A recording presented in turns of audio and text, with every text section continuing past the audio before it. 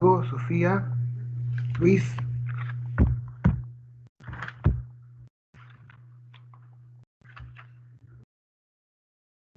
Emilio, ya. ¿Qué me dicen, pues? Profe, estamos viendo la posibilidad, o sea, pedir la posibilidad a ustedes Sí. de que si por favor podemos pasar la próxima semana porque tenemos una compañera muy enferma, de último momento. A ver, ¿está en el grupo usted, Luis? Sí, yo soy Rodrigo. Rodrigo, Luis, Emilio. Ya, y Olet y Magdalena, ¿estarían en condiciones? ¿O dejamos todo para la semana siguiente? Para que haya igualdad de condiciones. Yo no tengo dificultad. Solo que me reduciría un poco lo que tenía preparado, porque yo había pensado en una hora para las grabaciones, para las exposiciones. Pero ¿qué opina la Polet? ¿Quiere ahora el grupo de Polet y las demás? O bien dejamos a todos, pero hay dos grupos con problemas, que tengo que atender esos problemas porque no puedo dudar de que es verdad lo que me están diciendo, si es que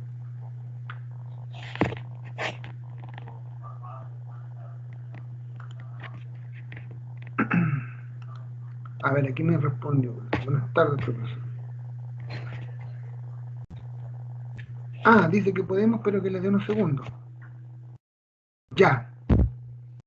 Eso significa sí es que, bueno, van a ser ustedes las únicas que van a exponer, pero no implica de que haya diferencia, porque yo le he dado la posibilidad a dos grupos, a los otros dos grupos que me han dado sus razones para poder pasar el próximo viernes, el próximo lunes. Si ustedes están de acuerdo, lo hacen hoy día, y si creen que es más justo, lo hacemos todo el lunes. Ustedes me dicen. No sé si me escuchan bien lo que estoy planteando.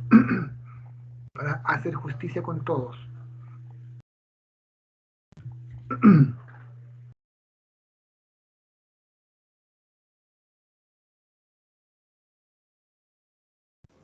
Profe, nosotros sí podemos pasar hoy día, pero estamos arreglando unos temas porque como pensábamos que íbamos segundos, no nos habíamos preparado para pasar al tiro. Si quieren Pero parto sí yo. estamos preparados para...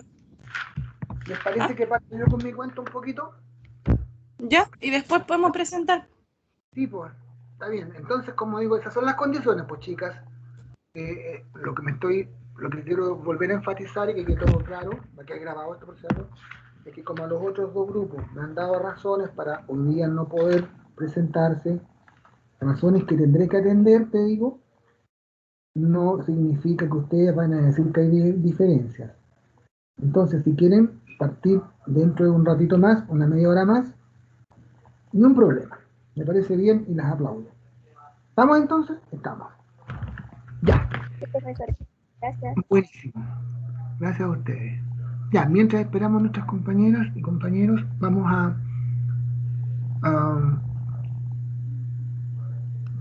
terminar, digamos, la parte. Ya, vamos a meternos en la onda esta. Recordar lo de la semana pasada, ¿no es cierto? Díganme si están viendo mi presentación, por favor.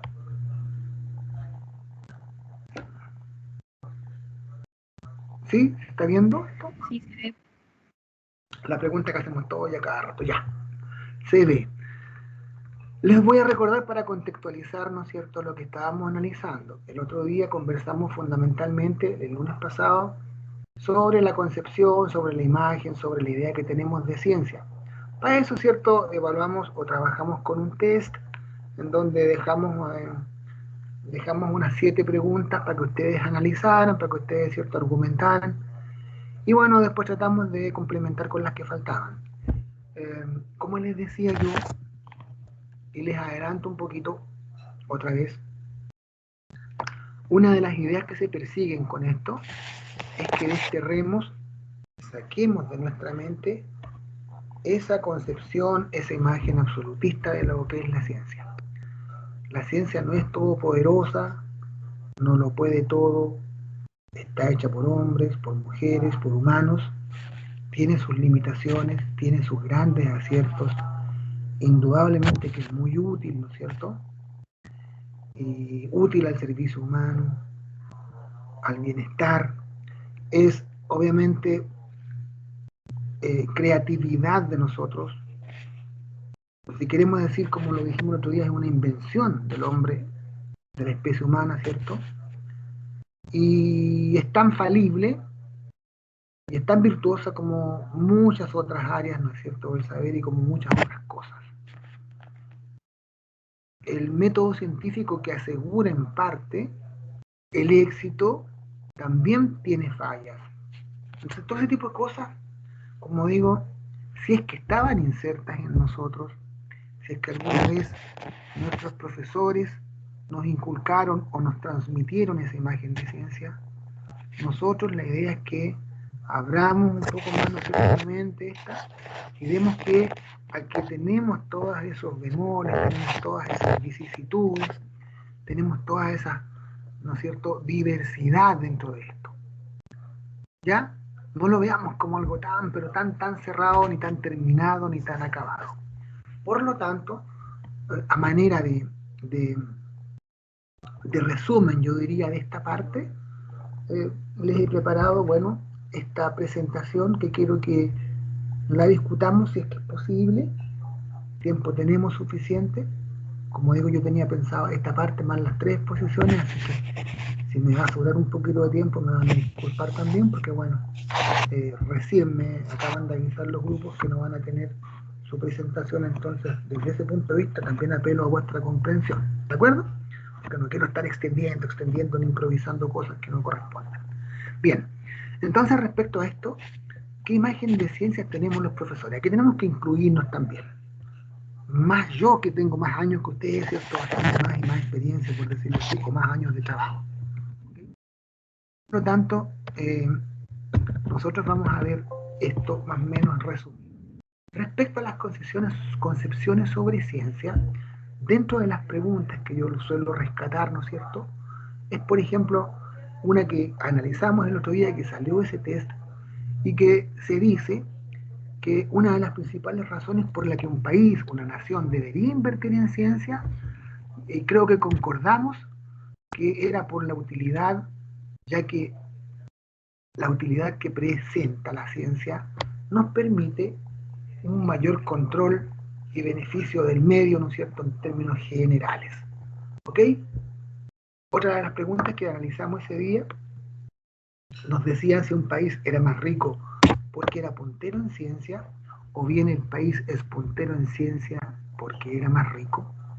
Y tuvimos que a lo mejor, ¿no es cierto?, entender, si no lo veíamos así, de que realmente aquel país, nación que tiene recursos, que tiene dinero, puede darse, ¿no es cierto?, la posibilidad de invertir en ciencia.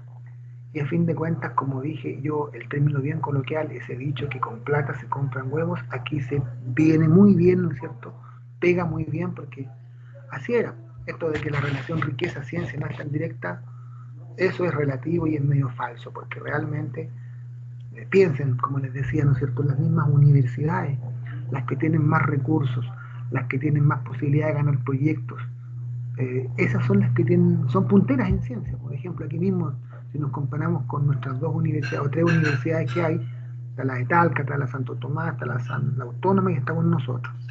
Sinceramente, la Universidad de Talca es puntera en ciencia porque obviamente han desarrollado durante muchos años, ya durante los últimos 20 años, toda una política, ¿no es cierto?, de postulación, por ejemplo, a proyectos, y esos proyectos que sus académicos y que sus funcionarios han adjudicado, han ganado, les ha permitido ir construyendo, les ha permitido ir implementándose, y ese hecho de tener buena implementación, buena cantidad de infraestructura y buenos recursos, hace, ¿no es cierto?, que avancen más rápido que todos. Así es la cuestión de simple. Nos gusta o no, es verdad aquello. Otra, ¿no es cierto?, de las preguntas que hacíamos, ¿por qué un científico era capaz o era necesario que actuase con honradez? Muy fácil, porque obviamente, ¿no es cierto?, que los resultados que él da a conocer son fácilmente comprobables por otros pares. Por tanto, no puede mentir. Así de simple. No puede quedar mal.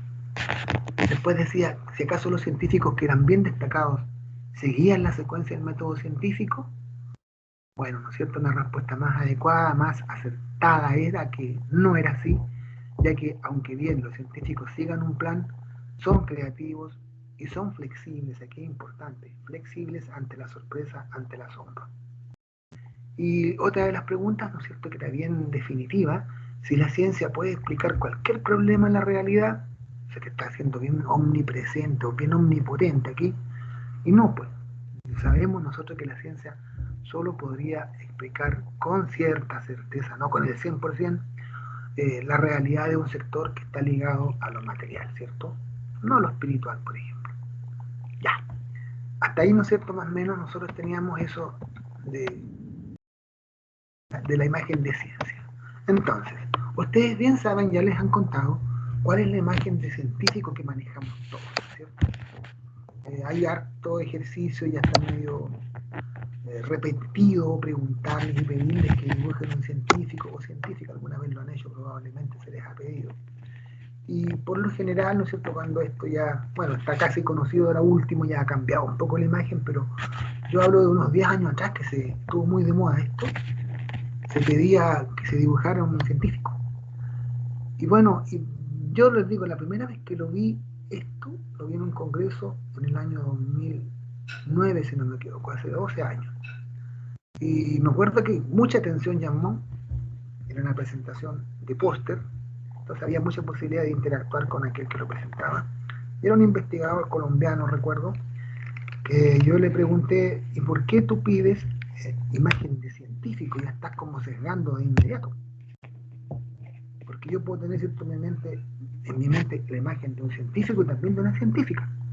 Entonces ya para mí era un sesgo ese, el hecho de que te pidiera una imagen de un científico. Entonces cuando yo repliqué esto más de alguna vez, yo me acuerdo para haber pedido, más de alguna vez lo he hecho, que se dibuje la imagen de un científico o de persona que hace ciencia. Y ya con eso, según mi concepto, ¿no es cierto?, se amplía el espectro y ya con razón puedo hacer y criticar y concluir lo que uno concluye. ¿Por qué razón? Porque preguntes de la manera que preguntes, en todo caso, la mayor cantidad de gente dibuja un varón, ¿no es cierto? Eso lo hemos dicho bien hartas veces. Y bueno, y esta imagen y otra que sale, por ejemplo, Don Albert, que es muy conocido, sale con la lengua afuera, no sé si la han visto, y otra con el pelo bastante más desgreñado, porque son fotografías cuando está bastante mayor ya, y ustedes saben que el pelo cano es muy voluminoso. Entonces eso también está estudiado, que tiene que ver mucho con la percepción que cada uno de nosotros y que el común de la gente tiene con el científico, como eso del pelo así medio, digamos, desaliñado, desarreglado. Fíjense, por ejemplo, ¿no es cierto?, que la primera vez que yo hice este estudio, me acuerdo que eran solo mujeres, ¿ya? Y la mayoría de las mujeres dibujó un hombre, punto uno. Un hombre. Eso te lo digo hace como 8 años atrás, 9 años atrás. Después, ¿no es cierto?, hicimos varios otros estudios y le preguntamos a cursos bien heterogéneos, ¿cierto?, donde habían damas, varones, y la mayoría de la gente en general, un alto porcentaje, incluyendo hombres y mujeres, dibujan varón. Todos los varones dibujan varón, ¿ya? Si alguien dibuja a una mujer, es exclusivamente porque ella es mujer. Todo ese tipo de conclusiones uno va sacando, ¿ya? Aquí tienen otro info. Me atreví, bueno, y alguna vez les pedí la autorización para mantener sus nombres en estas. Son todas profesoras ellas que han salido de nuestra carrera hace tiempo. Por eso les dejo los nombres para que vean que son mujeres que dibujan hombres. ¿Ven? Mujeres que dibujan hombres. Y se van fijando que hay un patrón ya que se va repitiendo. La bata, por ejemplo. Las gafas también se repiten por los demás. ¿Se fijan? Fíjense que se va rodeando de materiales. Y casi siempre son materiales del laboratorio de química. ¿Ya? Como que los científicos tienen mucho que ver con la química. Claro que tienen que ver con la química. Puede que un profesor de física también tenga que ver con la química, indudable. Pero es como que si fuera eso el material representativo de lo que acompaña a una persona que hace ciencia. Fíjense que el tipo ahí, siempre brillante, ven, se le ocurren las ideas luminosas, las ideas grandiosas, ¿no es cierto? Eso demuestra aquello.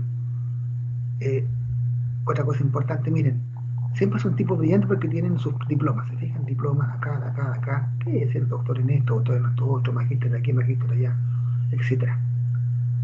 Y este dibujo, como digo yo, es uno de los que más me ha gustado porque a mi gusto representa realmente esa imagen estereotipada de lo que es el científico. Fíjense que el tipo está acá arriba, se fijan, con el pelo desgreñado, con los ojos medio desorbitados así, medio chalados, está pensando, está ocurriéndosele algo y dice, al fin presentaré mi gran descubrimiento. Eso de los papeles en el suelo, por ejemplo, ¿no es cierto? Da la idea que probablemente él ha trabajado mucho, lleva mucho rato cavilando, o mucho rato, ¿no es cierto?, reflexionando. Tienen, ¿no es cierto?, bien el material allí de laboratorio de química, un soporte, un mechero, pareciera, un trípode, un vaso, qué sé yo. Y lo más importante es que está aislado de la gente, ¿ven? Como elitista, ¿se fijan? Él está en el cerro arriba, lejos del mundanal ruido. Porque necesitará seguramente tranquilidad, ¿no es cierto?, para poder trabajar. ¿Se fijan? Entonces esto es más o menos lo que está en el consciente colectivo. Ahora, ustedes ya esto lo han conocido, pero resulta muy útil cuando uno, por ejemplo, lo puede trabajar con chicos de enseñanza básica, del octavo básico. Ellos todavía están muy puros allí, ¿no es cierto? Y ustedes les preguntan esto, y les puedo asegurar de que la respuesta que van a tener, la tendencia es muy estereotipada, como todo esto que les estoy mostrando. ¿Ya? Aquí hay otras figuras, ¿no es cierto? Se fijan, también una dama, ahí que es la autora, y hacen alusiones al Albert Einstein, por ejemplo, con el pelo parado, ¿ven? Y a Niels Bohr, ahí el átomo, aquí pareciera que es un reactor, por lo que veo. Bueno, este es más físico que químico en realidad. Esta imagen también estereotipada del científico loco, chalado, ¿no es cierto?, del laboratorio de Dexter. Ustedes busquen, por ejemplo, imagen de científico, y cuando buscan GIF en el buscador de Google, por ejemplo, Chrome, van a encontrar esto. Busquen científicos, les salen estas figuras de chalado, de científicos locos, ¿cierto?, con los ojos medio raros, así, desorbitados. Y ahí está el matraz, como les digo. También es una dama que es la autora. Otra dama, ¿no es cierto?, lleno de diplomas, rodeado de mesones, bueno, un biólogo parece, o botánico, pero igual están los matraces ahí. Se fijan que este patrón se va replicando y, como les digo, es una tendencia, no significa, ¿no es cierto?, que todo el mundo lo haga igual, pero sí resalta mucho esto. Resalta mucho, como les digo, y ya tenemos varias investigaciones, no solamente que hemos hecho nosotros, sino que también han hecho muchos colegas en todas partes, en América, en España, en todos lados se replica esta historia. ¿Ven? Conocimientos, soluciones, problemas, experiencias, brillantez, ideas, que saltan, neuronas, qué sé yo. Miren las caras de los científicos. Ahí pareciera que dibujo una mujer, ¿ven? Entonces, no sé si sabían de esta historia, ustedes lo habían escuchado, porque, como les digo, es conocido, ya no es muy original lo que les estoy contando. Pero ¿alguien sabía de esta idea más o menos, de cómo eran estos estudios, de cuál era el estereotipo que hay? ¿Sí? ¿Lo sabían, chicos, chicas? Sí, profesor, sí sabía. Bueno, entonces, como digo aquí, fundamentando todo esto, conviene señalar que la idea aquella que hemos mostrado, la idea que atribuye la esencia de la actividad científica a la experimentación, por todo esto, ¿no es cierto?, por el material con que se sale, coincide también con la de descubrimiento científico que transmiten, por ejemplo, todos los cómics, ¿no es cierto?, las revistas, el mismo cine, la televisión, y en general los medios de comunicación. ¿Ya? Aquí un estudio, fíjense, de harto tiempo atrás, del año 94, unos 27 años atrás, más o menos, que plantea esto. A menudo entonces se insiste explícitamente, de alguna forma, ¿ven?, en que el trabajo científico es un dominio reservado a minorías, especialmente dotadas, transmitiendo expectativas negativas hacia la mayoría de los alumnos, con claras discriminaciones de naturaleza social, ¿cierto?, elitista, por los que tienen más recursos, racial, por ejemplo. Nadie dibuja un negro, me refiero de raza negra, mejor dicho, ¿cierto?, que es medio peyorativo decirlo así. Nadie dibuja, ¿cierto?, un científico de raza negra, que los hay muchos.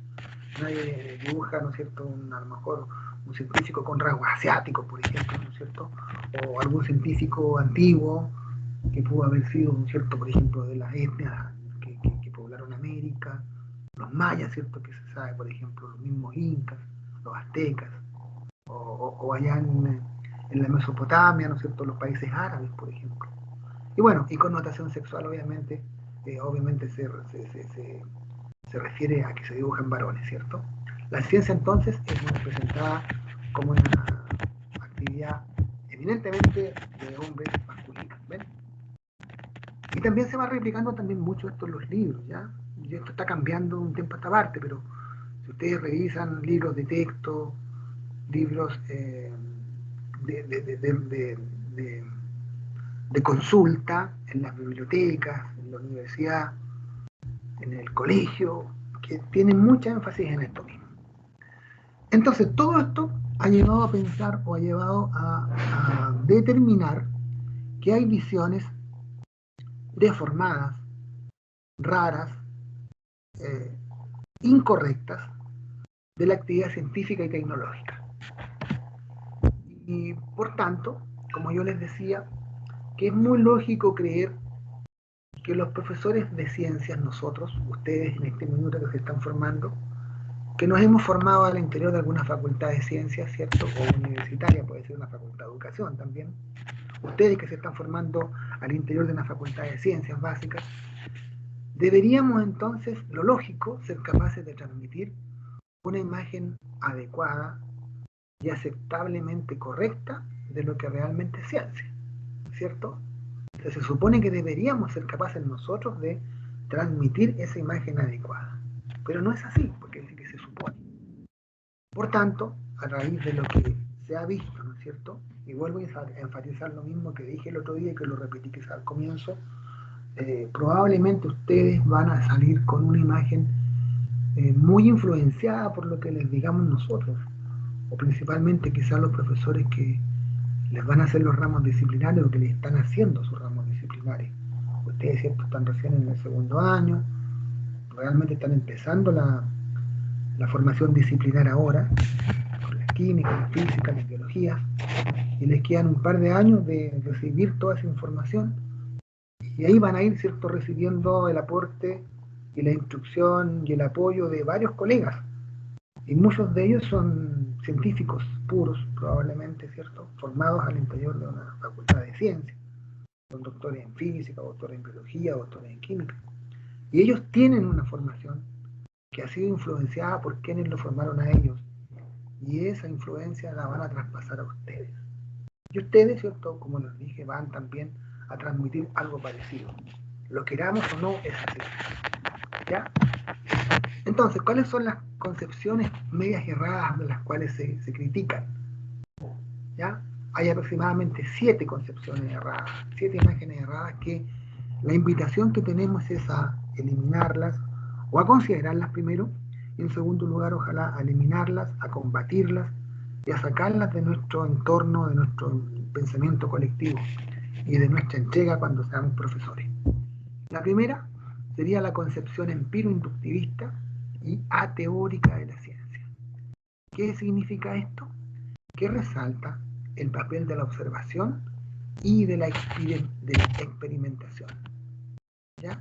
Es decir, indicando de alguna manera que la ciencia es neutra y que no está contaminada por ninguna idea, ni por la empresa, por ejemplo, ni por la religión, ni por lo espiritual, ni por las ideas de pares, por ejemplo, ¿ven? Y eso no es así, ¿ven? No es así porque ya hemos conversado de que la misma empresa influye, por ejemplo, por decirlo de alguna manera, uno de los tantos ejemplos. Incluso, ¿no es cierto?, del puro azar, olvidando el papel esencial de las hipótesis como focalizadoras de la investigación y de los cuerpos coherentes de conocimientos o teorías que están disponibles. ¿Ya? Entonces, concepción empiro-inductivista y teórica de la ciencia, ojalá la vayamos combatiendo, la vayamos sacando de nuestro... Y bueno, ¿qué tiene que ver esto? No sé, perdón, está repetida esa. Ya. No obstante, esta que nombramos recién es la deformación más estudiada, ya, sobre estas cuestiones erradas. Y no obstante estar muy estudiada, son pocos los docentes de ciencias que la consideran. ¿Ven? Así, de todas formas, siendo importante, por lo menos así en el papel, ¿ya? La enseñanza, a fin de cuentas, sigue siendo puramente libresca, sin trabajo experimental. Y ello favorece que la experimentación, ¿no es cierto?, conserve para los profesores y estudiantes el atractivo de una tarea, diría yo, pendiente. Porque como les decía, tenemos también estudios, nosotros internos y otros estudios que dicen de que los trabajos prácticos están pendientes. Nos declaramos, como les decía el otro día, empiristas, ¿cierto?, experimentales, pero poca actividad práctica hacemos, muy poca. Ahora probablemente estamos obligados, ¿cierto?, a prescindir de ello, pero en tiempos normales no se hace laboratorio, no obstante haber argumentos que dicen o tratan los profesores de justificar el por qué. El por qué no se hacen laboratorios es una cuestión muy cierta y es muy recurrente. Y si tú preguntas las razones, hay varias, como les decía: la infraestructura, lo caro que significan los implementos y los reactivos, el número de estudiantes muy extenso en los cursos, por ejemplo, el poco tiempo que tienes para dar una clase, que tienes que priorizar lo teórico, ¿no es cierto? Lo peligroso que a veces o riesgoso que resulta de ir a un laboratorio. Ustedes saben que de vez en cuando, más de alguna noticia que nos sorprende con que en algún colegio alumnos experimentando se han quemado las manos, se han quemado los ojos, han tenido accidentes. Todo ese tipo de cosas atentan contra el trabajo práctico, con ser realmente empiristas y experimentales. Y es más, cuando nosotros hacemos trabajos prácticos, si es que los hacemos, los críticos, digámoslo así, nos dicen: hagan trabajos prácticos mejores. Porque no sé si les conté que está estudiado que nuestros trabajos prácticos, laboratorios que hacemos en la universidad, no pasan más allá de un nivel de abertura 1 o 2, considerando una escala de 6 niveles de abertura. No sé si han escuchado hablar de los niveles de abertura de los trabajos prácticos, de Presley, de Erron, que hablan de que hay 6 niveles de abertura. A un nivel de abertura más alto, 5, 4 por ejemplo, significa que tú exiges más del estudiante y que le ocultas más información. Se supone que un trabajo práctico de un nivel de abertura alto es mucho más adecuado, ¿ya? ¿Por qué? Porque digo yo, porque dicen los investigadores que los trabajos prácticos que hacemos son de niveles de abertura bajo, porque, y tienen razón, solamente nos preocupamos de entregar una receta, que es la guía del laboratorio, y les pedimos que la repliquen, ¿no es cierto? Mezcle A con B, échele C, observe, anote lo que pasa y punto. Y haga un informe. Y ven, hasta ese punto llegamos. Primero, por eso es una tarea pendiente. Nos hacemos laboratorios por varias razones. Segundo, si los hacemos, no los hacemos adecuadamente. Por lo pronto, partamos por hacerlos, digo yo. Partamos por eso. ¿Okay? Y ahí los iremos mejorando y convirtiendo en verdaderos trabajos de investigación. Eso.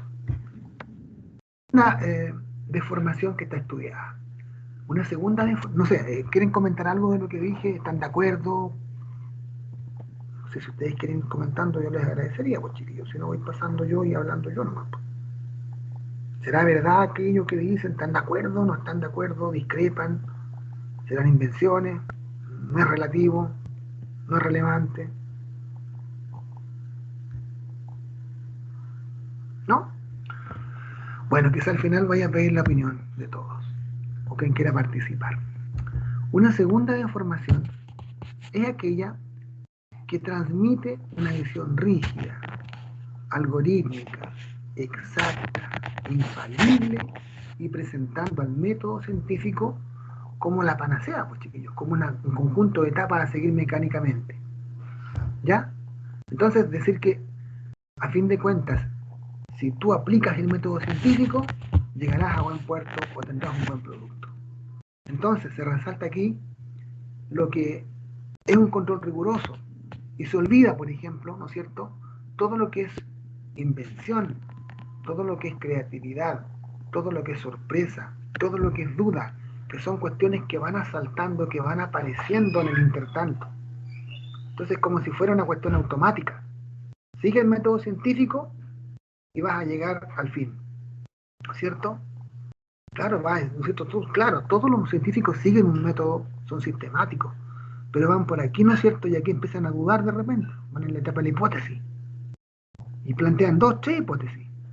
Y vamos después a experimentar, y aquí en la experimentación se encuentran con que todo lo que hipotetizaron no era.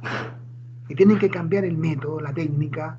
Entonces se dan cuenta que seguir el método científico, claro que es adecuado, pero no puedes dejar de lado todo esto. Invención, creatividad, sorpresa, duda, modificación de lo que estáis haciendo. Entonces se dan cuenta que la ciencia no es así, pues, no es tan rígida, tan estructurada. Eso es lo que se te está diciendo, que lo eliminemos de acá, que lo combatamos, que lo saquemos de nuestro entorno, de nuestra entrega, de nuestro contenido. ¿Sí?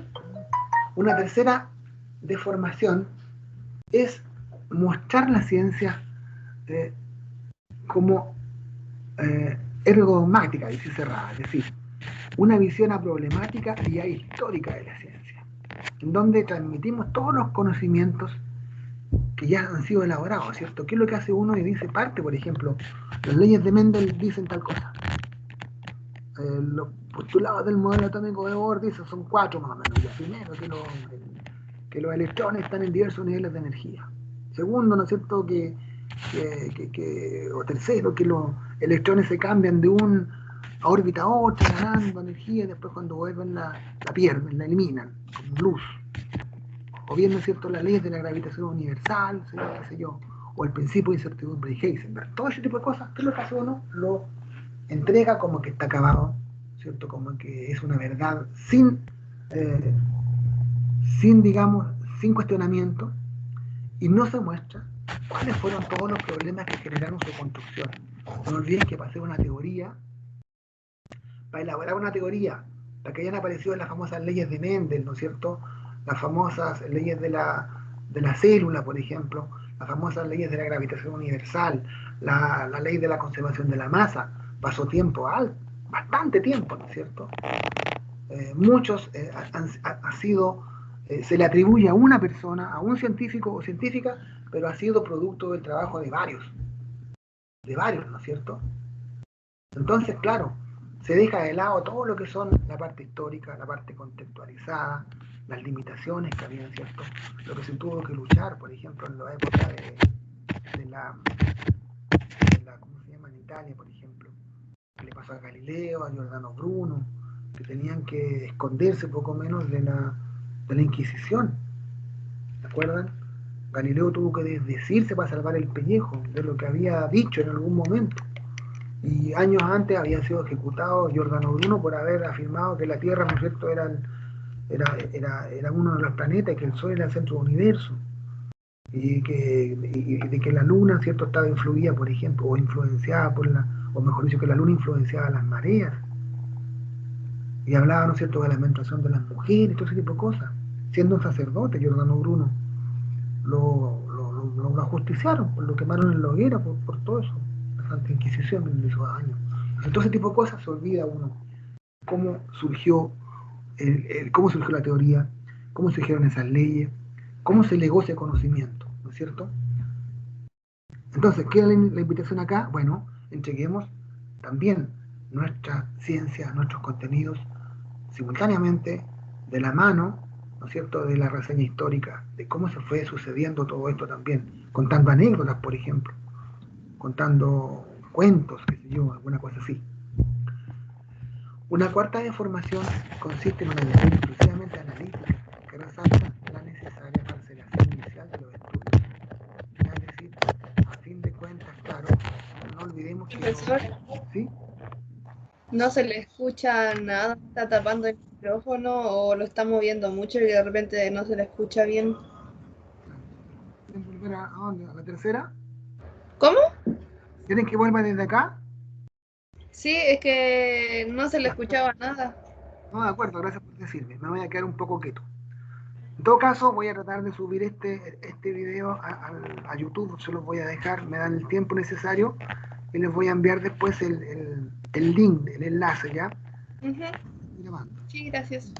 Ya, pero de todas maneras, estaba diciendo que la tercera deformación era ver la ciencia, ¿no es cierto?, alejada del contexto histórico. Eso es lo que les decía.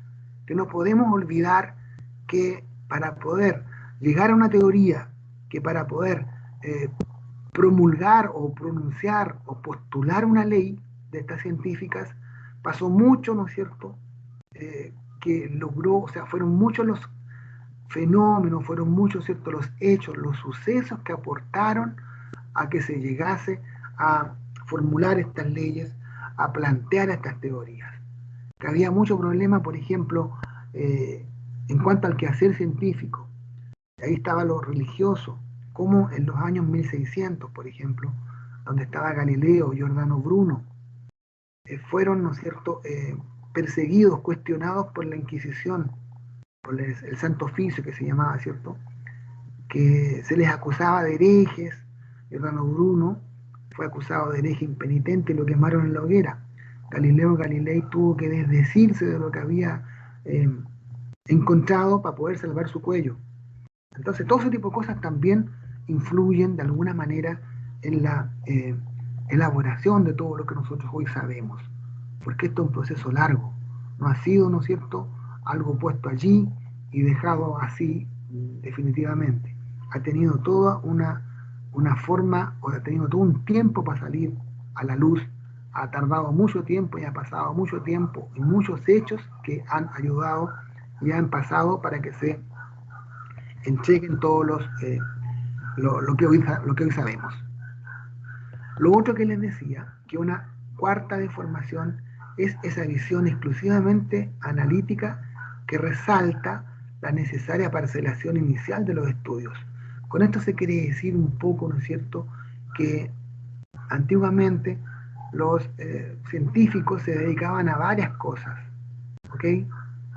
Y ellos aportaban a todo. Por ejemplo, John Dalton era físico, era químico, hasta incursionó en la medicina, por ejemplo, ¿ya?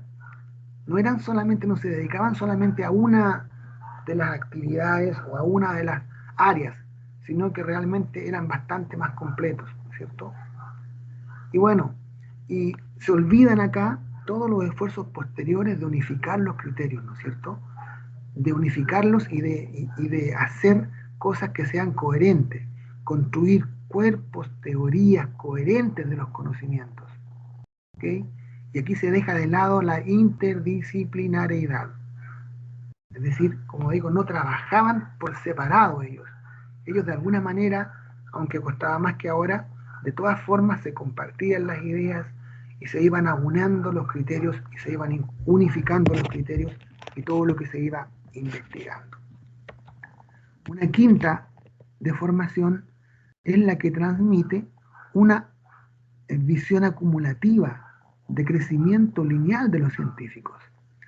Entonces aquí el desarrollo de la ciencia se muestra, ¿no es cierto?, como un fruto del conocimiento lineal, que es puramente acumulativo y que se ignora o que ignoran las crisis sociales, por ejemplo, las profundas remodelaciones que sufrían los tipos. ¿Ya? Vuelvo, por ejemplo, a citar todos los contextos históricos del momento. Por ejemplo, Antonio Lavoisier, que creó la famosa, un químico, ¿cierto? Dicen que el padre de la química, y que es quien es el que promulgó o propuso la ley de la conservación de la masa.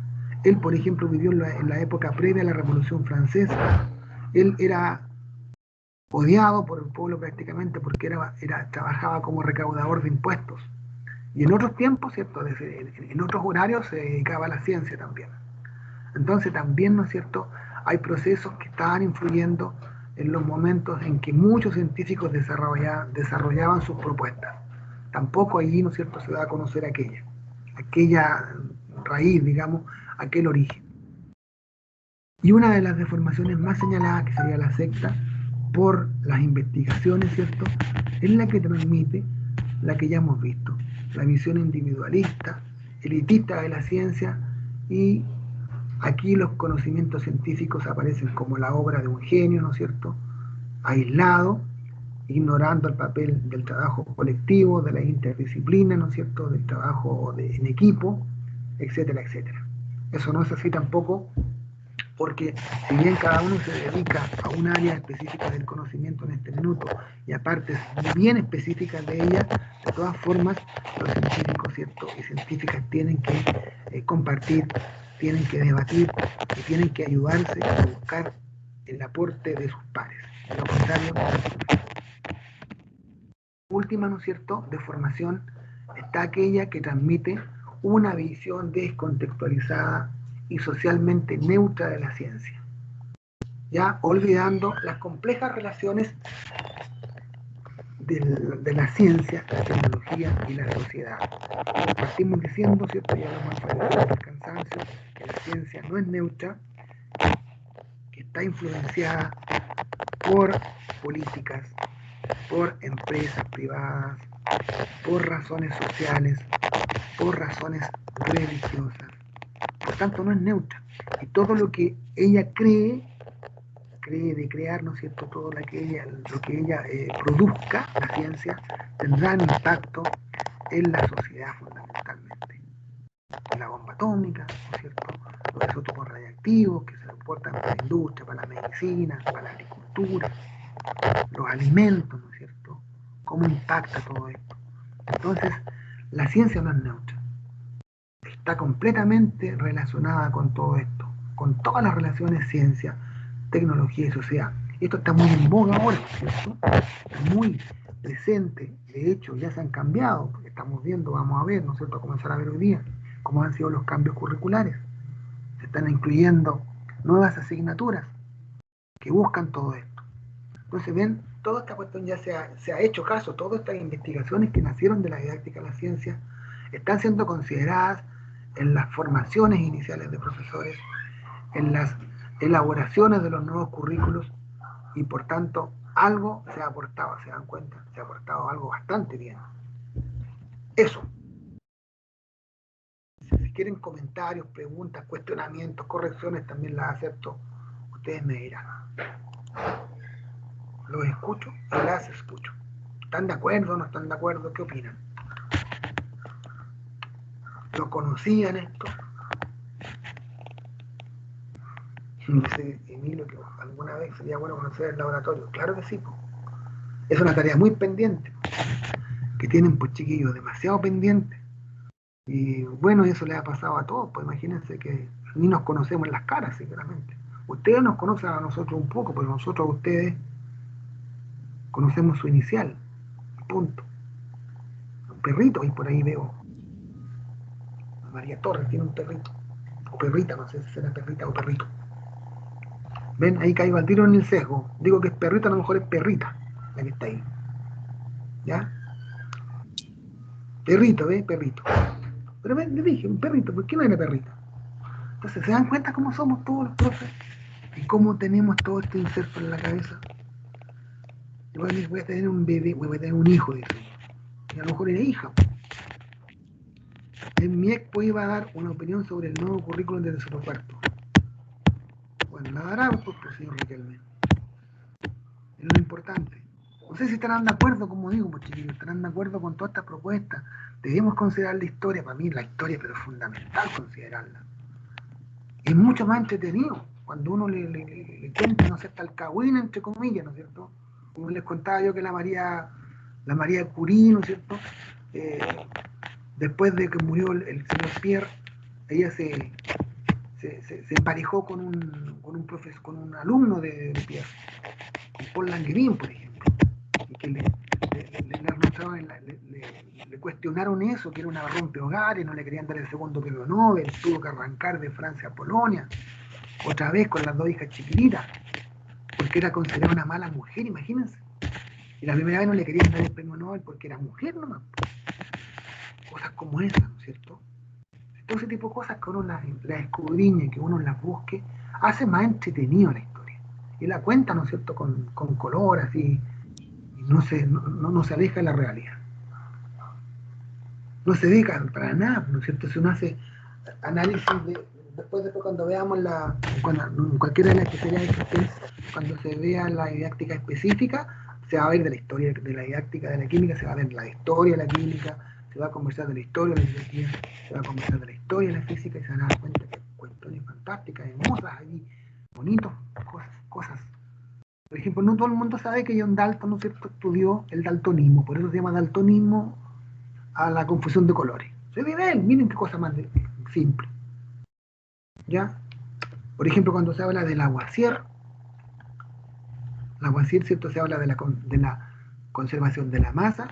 Y si ustedes buscan una fotografía del aguacier, se los invito, busquen una fotografía del aguacier en el Google y sale él, don Antonio, sale una dama al lado, una dama rubia, así de cabello rizado, rubia, que era su señora.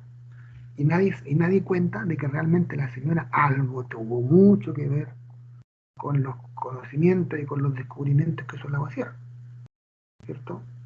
Y nadie resalta el papel de ella. Solamente Antonio el Grandioso. El mismo, como les contaba el otro día, la mujer de Albert Einstein, la primera esposa, ¿cierto? También se dice que tuvo que sacrificar su carrera, su profesión, por dedicarse a la casa nomás, que brilló, indudablemente que era muy brillante el caballero, pero pudo haber brillado tanto como su marido, ¿cierto? Todo ese tipo de cosas.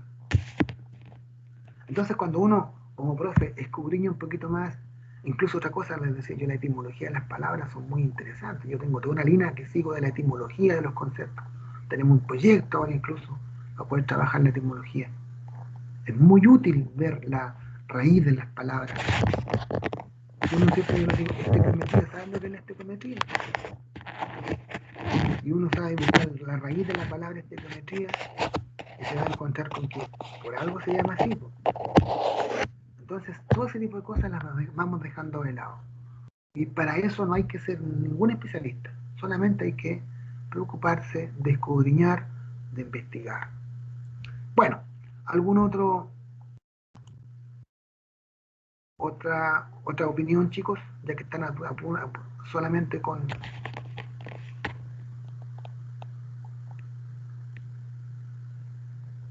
Profe, se escucha súper mal la niña, perfecto. Bueno, cuéntenme ahora, ¿algún comentario sobre esto? Porque yo realmente hasta por aquí tenía hoy día. No sé si ustedes... Yo personalmente creo que es importante un poco saber la historia de la ciencia, de los científicos y de las personas que llevaron a conocer todo como este margen que se da en clase. Revisando, haciendo el trabajo, a mí me tocó en el año de sexto, revisando el libro, encontré solamente una página dedicada en todo el libro, dedicada a la historia de la ciencia. Mira. Una página, es indignante. Imagínate. Entonces, cuando Y traté de buscar ahí a ver si entre los pies de página, alguna nota o algo. Nada, una página. Indignante. ¿Ves? Mire qué interesante aporte está haciendo, ¿ves? Uno incluso Soledad sabe para qué va a hacer un seminario cuando tenga que hacer su seminario de grabación o de licenciatura. Le puede dar para eso, investigar cómo se presenta la historia de la ciencia en los libros de texto. Leer harto sobre eso, un buen marco, hacer un análisis de los libros de texto y ver cómo se presenta. Encontramos una página ahí, dentro de todo el total. No se hace alusión a esto. Interesante, ¿no? Muy interesante. Así que bueno, buenísimo. Yo opino que los estudiantes de básica conozcan mejor la historia de la ciencia para generar más curiosidad o interés por ella. Deberían conocerlo, ¿cierto? Claro que sí, deberían conocer la historia de la ciencia. Y es labor nuestra, pues chiquillos, si el cambio está acá. Nosotros tenemos que hacer el cambio. Ustedes que se están formando, ustedes tienen que hacer ese cambio, ir con otra mentalidad. Combatan todas las pistas que tenemos nosotros. Eliminen lo que nos sirve, lo que estamos mal. Cámbienlo, eliminen, anótenlo, esto no se debe hacer. Y mejoren el que hacer. Tienen mucho por caminar todavía, chiquillos, están recién formándose, así que tienen años para trabajar. Y cambiar de una vez por todas con todo este paradigma, con toda esta cuestión. Y realmente nosotros los profesores tenemos harto problema, tenemos harto ripio. Queremos mejoras, pero fíjense que todo cierto, hablamos de la educación en Finlandia, de que por qué, ¿no es cierto?, nos consideran tan bajos como en esos países que son muy bien valorados los profesores. Mismo Cuba dicen que he escuchado colegas cubanos de que el profesor es bastante bien mirado allá, es bastante bien prestigioso su quehacer.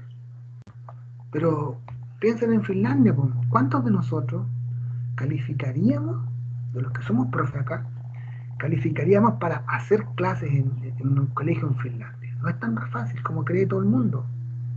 No es tan fácil. Porque hay hartas otras cuestiones que no se cuentan de lo que es la educación de Finlandia. Como que el profesor, ¿no es cierto?, debe, mismo España, por ejemplo, para poder ganarse el cupo, tú vayas acá a un colegio, ¿no es cierto?, se necesita profesor de física, que están tan escasos los colegios de física. Y claro, va y te dan al tiro 40 horas porque están escasos. Y en otras partes, ¿no es cierto?, tienes que presentar lo que se llama la oposición. Tienes que hacer una clase, por ejemplo, te prueban primero, te validan de esa manera para poder ganarte el cupo y hacer clase en un colegio. ¿Ya?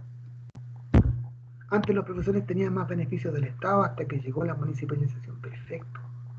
Mucho más, pero no olvides que después de tantas peleas que se han dado, realmente la remuneración ha subido un poco y la carrera funcionaria te permite, si partes como ustedes van a partir jóvenes, te permite por lo menos terminar con un sueldo un poco más digno, porque no son dignos, no son de los profes, ¿ya?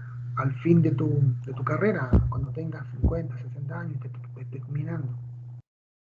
Pero bueno, había más beneficio del Estado, son términos generales, pues chiquillos. Por ejemplo, las jubilaciones de ahora son paupérrimas, son un asco, son asquerosas, realmente asquerosas. Para lo que eran, por ejemplo, el padre mío, mi padre, un júbilo con sistemas de jubilación distintos. Pero bueno, eso ya está por cambiarse, ¿no? Hay que ser optimista, chiquillos. La cosa va a cambiar. No les quepa duda que va a cambiar. Va mejor, obviamente. Bien. Por esto nos podríamos dar harto rato para seguir aquí criticando, pero bueno, no está en nuestra mano hacerlo ahora. Así que ahora vamos a dar el pase a nuestras amigas Paulette, Magdalena, si no me equivoco. No tengo la carita. A ver, Paulette, Magdalena, Sebastián y Francisca. ¿Estamos de acuerdo? ¿Están los cuatro ya? ¿O no, chicos? Sí, Chicas. esperen un minuto. La espero un minuto, ya, sigamos rellenando. Ok. Entonces. Bueno,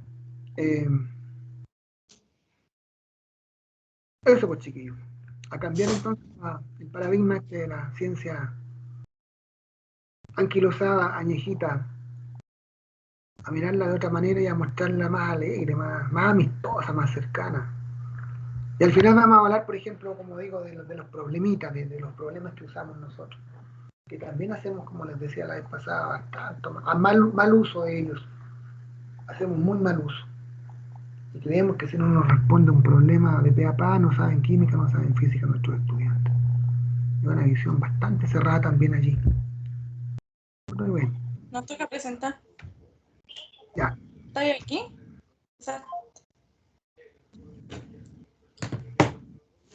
Ya estamos. ¿Están ok ya? Sí, profe, mostramos al tiro. Entonces vamos a tener, a ver, más o menos no sé si a quién le dije el otro que me preguntó, a mí me olvidé de decirle, pero máximo media hora, ¿están de acuerdo? ¿O tienen más tiempo ustedes? La presentación. ¿Está bien? Para que sepan los demás, con media hora yo creo que basta eso, ¿cierto? Bueno, acuérdense lo que habíamos dicho, cuáles más o menos eran los criterios por los que íbamos a evaluar, lo que íbamos a considerar la historia de la ciencia, por ejemplo, la secuenciación, ese tipo de cosas. ¿Ya? No olviden que esto es una buena nota en todo caso. Lo importante es que vayamos contando y vayamos soltándonos un poquitito. La nota, bueno, yo al final les hago una par de preguntas, si es que nos hacen los compañeros, les doy un par de, ¿no es cierto?, de apreciaciones respecto a lo que presentaron, y las notas se las envío después por el correo. He puesto el escenario, soy un alumno más.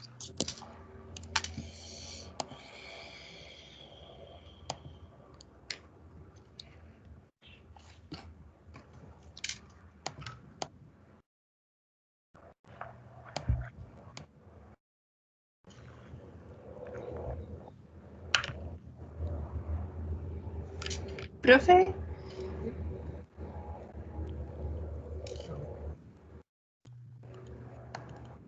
profesor, ¿Sí? ¿Escucho? ¿Tenemos que prender la cámara? Yo creo que sería bueno, porque usted es profesora, ¿no es cierto? ¿Cómo? Porque usted es profesora futura, pues colega, así que sería bueno, creo yo. Usted cree, si no quiere no la enciende, pero yo creo que es bueno porque tiene que acostumbrarse a mostrarse, pues. Usted va a tener que hacer clases de aquí un poco tiempo más, así que yo sugeriría que lo hicieran. No lo voy a considerar ni bien ni mal, pero sugiero que si quieren lo hagan. De lo contrario, tampoco nos vamos a enojar. Ustedes saben.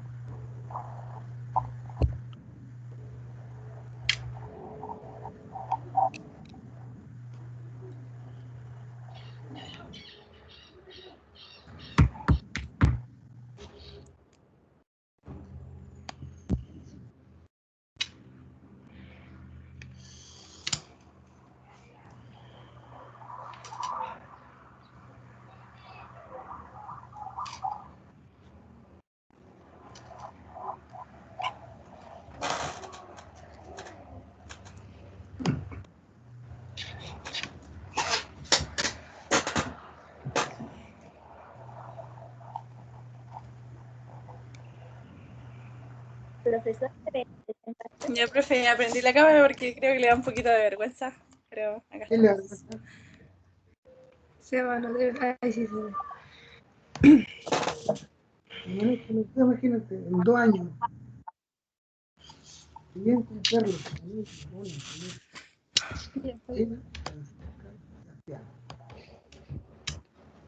Vení.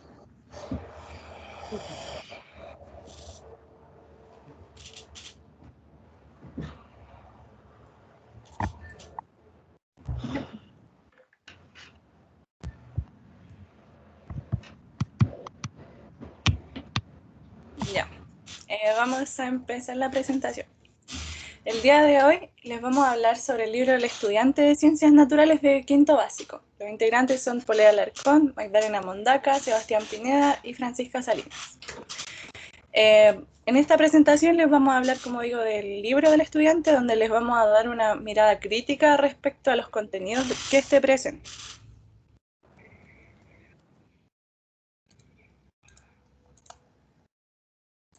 Ya. Dentro de la presentación del libro, el libro tiene un índice intuitivo donde aparecen con claridad los números de la unidad y sus nombres, donde encontramos la unidad de química primero, luego la de biología y después la de física. No encontramos algún problema grave dentro de la disposición del índice.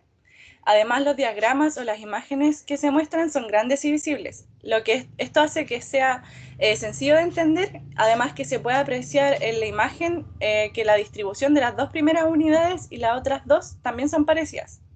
Presenta también números grandes y los temas principales están bien resaltados. El libro comienza con una pequeña introducción que servirá para las actividades prácticas propuestas más adelante, además de también ser útil para otras materias como por ejemplo matemáticas. En primer lugar, se habla sobre la construcción de tablas de las variables y de cómo pasar de tablas a gráficos. Se ocupan imágenes y diagramas sencillos de explicar, además de que cuenta con una explicación simple de cómo se realiza una tabla y cómo se realiza un gráfico. Como se puede observar en la imagen, se muestran cuáles son las variables y sus relaciones entre gráficos y tablas. Creemos que estos diagramas igual son simples de entender para un niño de 10 años, no debería ser un problema. Luego se explica de forma muy detallada, pero con pocas imágenes, las etapas de una investigación científica. Sin embargo, también es súper resumido y de forma fácil de entender. generando explicaciones mediante las preguntas, por ejemplo, ¿qué observo? ¿Qué preguntas se pueden plantear? ¿Qué análisis se pueden generar? Entre otras. Esto igual es demasiado texto, incluso para nosotros. Aunque está muy resumido en 3 etapas generales, no hay un diagrama que haga que sea más llamativo. Por último, se muestran las precauciones en el trabajo experimental, intentando que la instancia del laboratorio sea más segura para nosotros, pero también sobre todo para nuestros estudiantes. Se muestran reglas básicas de, por ejemplo, cómo llevar el delantal, el cabello recogido, conocer las salidas de escape, etc. Además, se muestran los símbolos básicos que deberían conocer un estudiante a la hora de entrar a un laboratorio. En general, todos estos datos están súper básicos y fáciles de entender. Además de que son útiles para los niños de 10 años que están recién comenzando su trabajo experimental. Encontramos que es un acierto empezar a familiarizar a los estudiantes con la simbología y las normas generales de seguridad. Así más adelante, esta información no les va a llegar todo de golpe y ellos ya van a conocer un poco sobre el laboratorio. Sin embargo, también creemos que toda esta información debería ser más gráfica porque no llama la atención en un niño de 10 años que solo sea texto.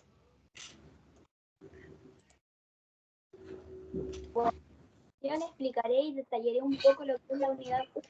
El nombre principal de la unidad es el agua en el planeta. Antes de abordar la unidad, se presentan estos dos temas muy relevantes. Esto tiene una buena implementación para que así el niño comprenda y aprenda qué es lo importante y lo que abordaremos en esta unidad. La unidad se divide en 3 primeras lecciones. La número 1 se llama distribución del agua. La lección número 2 son las características de los océanos y lagos. Y la tercera lección son los usos y cuidados del agua. Aquí en esta unidad tenemos 3 principales objetivos que trataremos de lograr y los profesores tienen que tratar de lograr para que los niños aprendan un poco más los contenidos. El primero es describir la distribución del agua dulce y salada en la Tierra, considerando prácticamente los océanos, glaciares, ríos y lagos, aguas subterráneas, nubes, vapor de agua, etc. Y comparar sus volúmenes reconociendo las escaseces relativas del agua. El segundo objetivo, que es analizar y describir las características de los océanos y lagos, la variación de temperatura que se tiene, la presión, velocidad, etc. Y por tercer y último objetivo es investigar y explicar los efectos positivos de la actividad humana en los océanos, lagos, ríos, glaciares, entre otros, proponiendo unas acciones de protección en las reservas hídricas de Chile y comunicando sus resultados. Primero empezamos con lo que es lección 1. Al empezar la lección 1 nos presentan unas pequeñas preguntas. Por ejemplo, el qué sé. Es importante saber qué es lo que saben los chicos antes de empezar la unidad y abordar temas nuevos para ellos. Nueva materia, pero imágenes didácticas. Esto en cierta parte ayuda a los niños a querer aprender y de forma fácil de entender lo nuevo explicado. Es decir, imágenes didácticas, aprendizaje aceptable. Aprendamos experimentando. Una adecuada forma de aplicar la materia y enseñar prácticamente de una forma más fácil. Preguntas al final del experimento nos ayuda a saber si aprendieron de forma bien o no la materia y qué es lo que debemos reforzar principalmente de esa lección. Ahora pasamos a lo que es la lección 2. En sí, ahí como se ve en la diapositiva, se ven las imágenes de un mini experimento para empezar a abordar lo que es la unidad. Implementaremos las nuevas formas de aprender, es bastante factible para un aprendizaje esperado y cumplir los objetivos antes mencionados.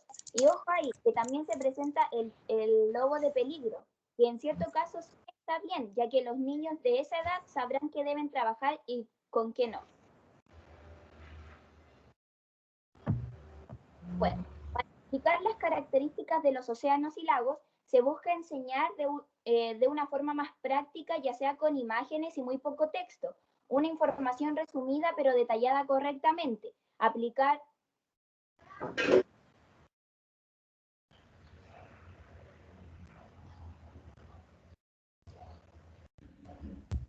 diapositiva, no se cambia.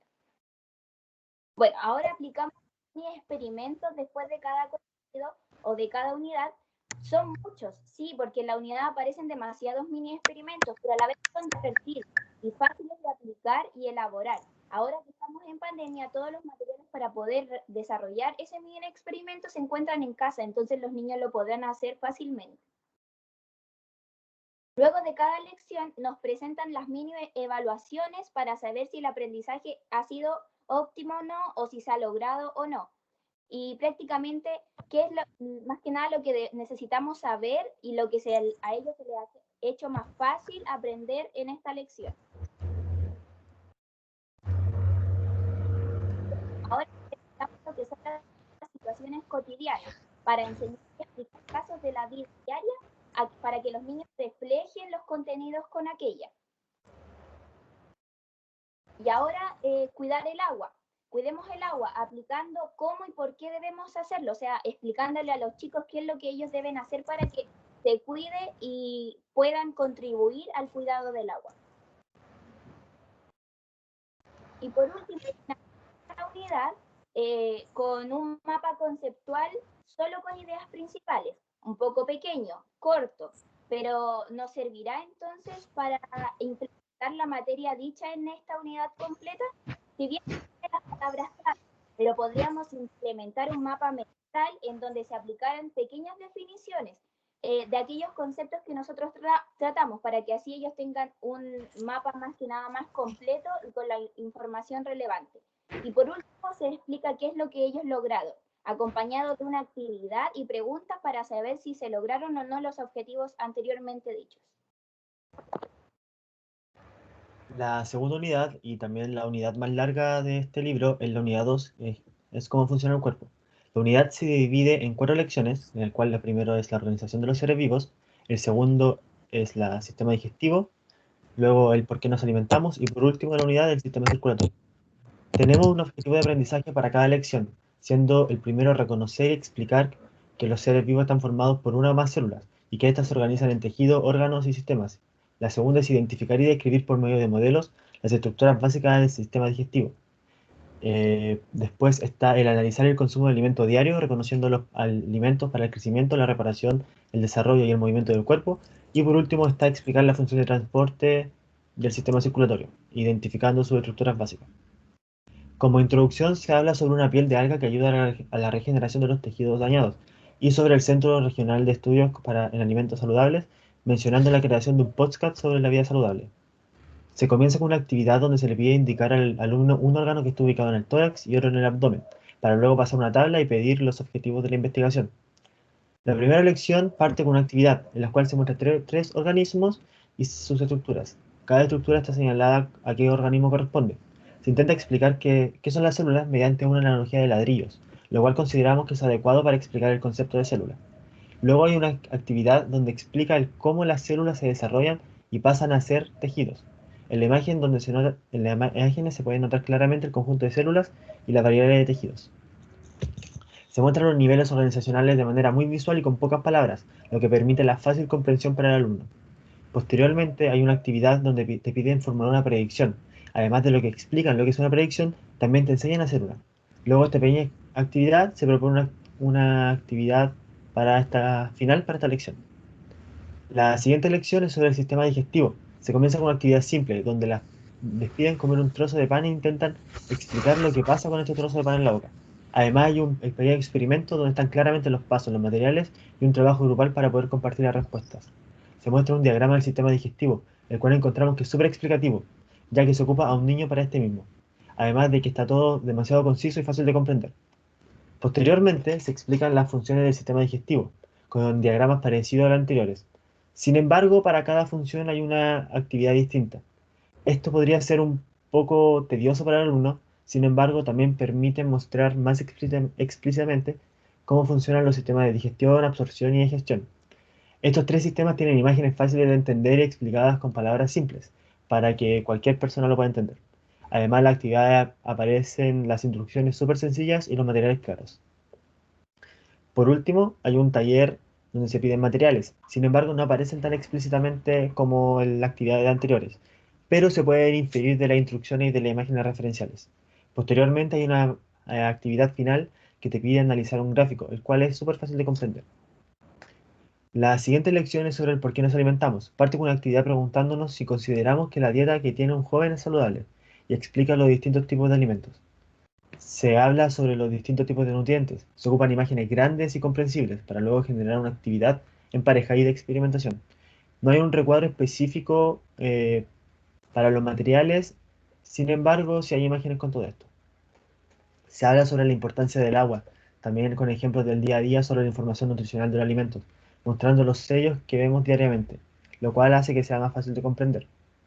Se muestra un diagrama mostrando qué cosas debemos comer y cuáles no, además de cuánta actividad física diaria es recomendada. Todo esto está acompañado con una actividad fácil de responder.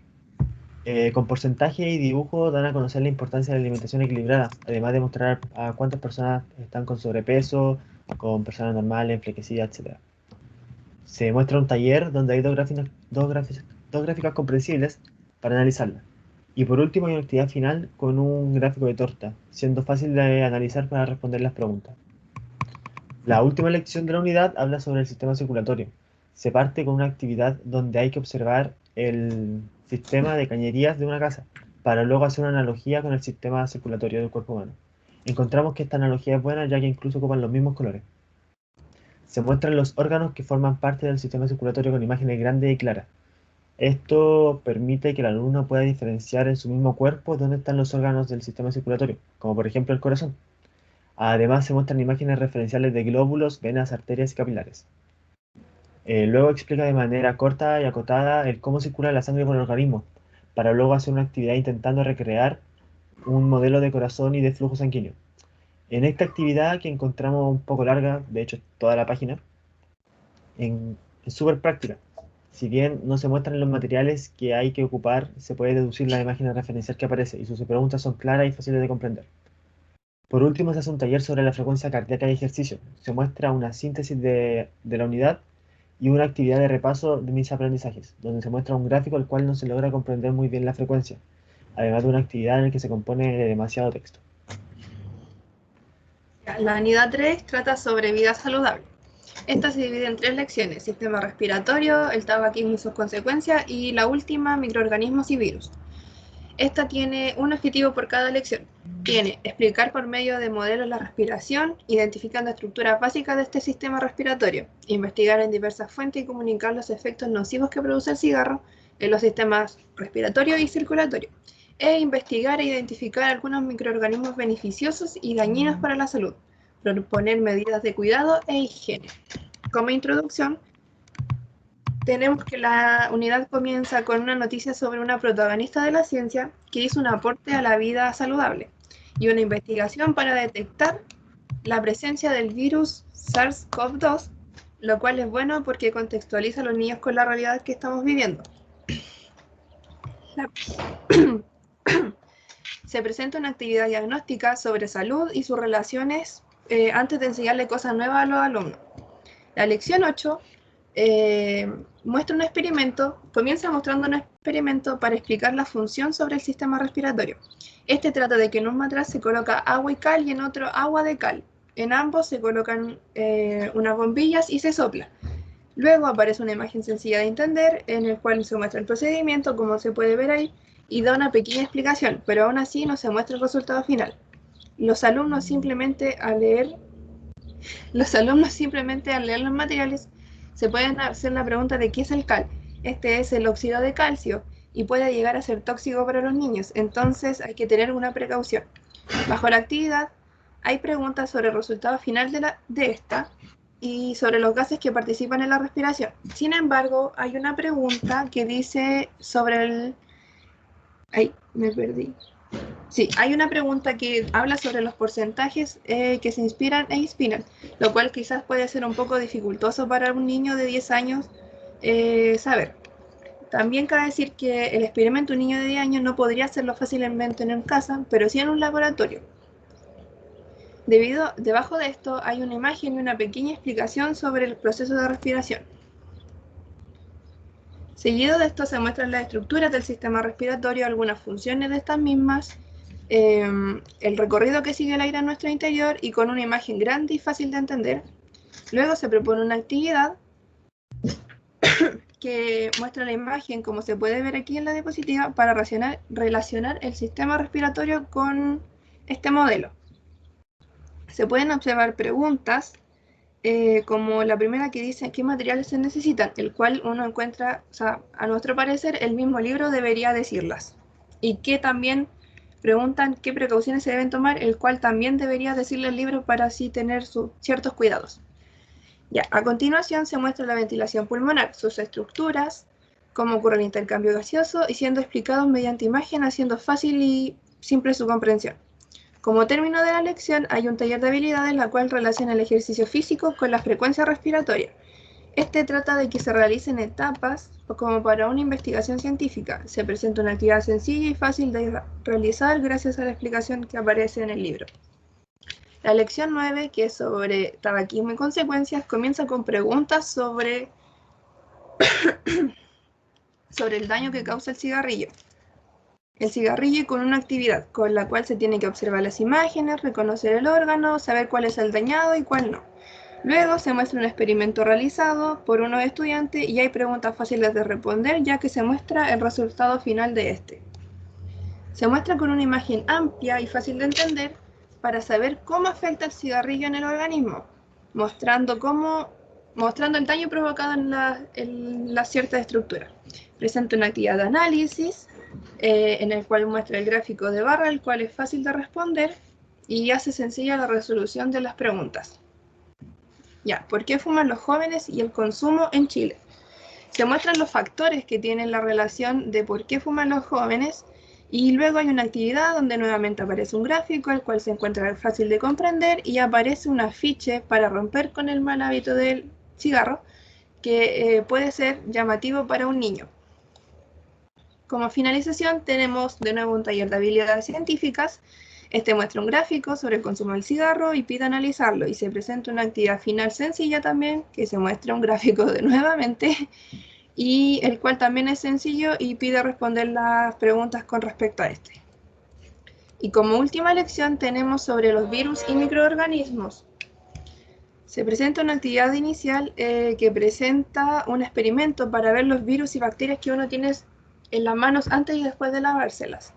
Este muestra el procedimiento, el cual es claro, pero hay un problema. Si los alumnos están en casa, se puede hacer dificultoso realizarlo, ya que los materiales uno los encuentra más en un laboratorio, que son las placas y la gelatina que se le colocan en las placas mismas. Y no te muestra el resultado del experimento, entonces quizás puede ser más dificultoso responder las preguntas. A través de imágenes grandes y breve información se muestran los diferentes tipos de microorganismos que existen, como bacterias, virus y hongos. Aparece una actividad para comprender, la cual es fácil de responder después de leer la información entregada con anterioridad. Se dan a conocer los beneficios de algunos microorganismos, también muestran diferentes bacterias y hongos, de la cual se habla para que se conozca un poco su forma y su estructura. A continuación, hay una actividad experimental, el cual está bien explicada, tiene todos los materiales a usar, muestra imágenes del procedimiento, si bien no se muestra el resultado final de la actividad, pero es fácil de hacer en casa y uno puede acceder a todos los materiales fácilmente. Entonces se puede responder en casa, pero sin embargo no sería mala opción que lo hubiesen colocado por si acaso alguno no hubiese podido hacer el experimento. También se muestran agentes patógenos, cómo se pueden producir las enfermedades infecciosas. También se muestran preguntas fáciles de entender, la tabla es fácil de analizar y se puede responder las preguntas fáciles. También muestra cómo cuidarte y tener más higiene, explicada a través de imágenes y breves descripciones, y luego unas preguntas fáciles de responder gracias a la imagen entregada aquí. Y como final se tiene un taller de habilidad, la cual pide analizar muestras de bacterias y una actividad que muestra un gráfico, el cual es fácil de entender. Sin embargo, la tabla que aparece en el taller quizás puede ser un poco dificultoso hacer su análisis, ya que no explica demasiado bien. Y por último, en la finalización de la unidad encontramos una síntesis en diagrama, una actividad para ver lo que se aprendió y lo que se logró, el cual ambos muestran gráficos y tablas fáciles de analizar y sus preguntas se pueden responder con facilidad también.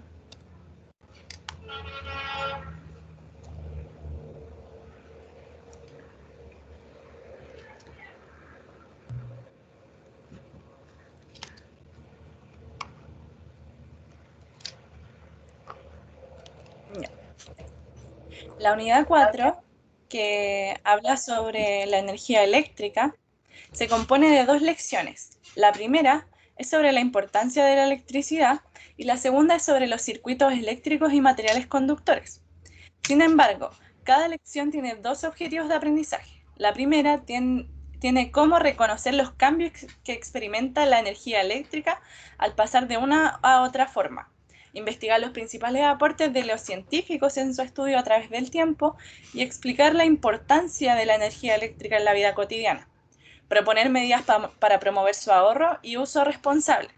Dentro de la segunda lección, tiene como objetivo de aprendizaje construir un circuito eléctrico simple, usado para resolver problemas cotidianos y explicar su funcionamiento, además de observar y distinguir por medio de investigación experimental los materiales conductores y aisladores de la electricidad relacionados con la manipulación segura de artefactos tecnológicos y circuitos eléctricos domiciliarios.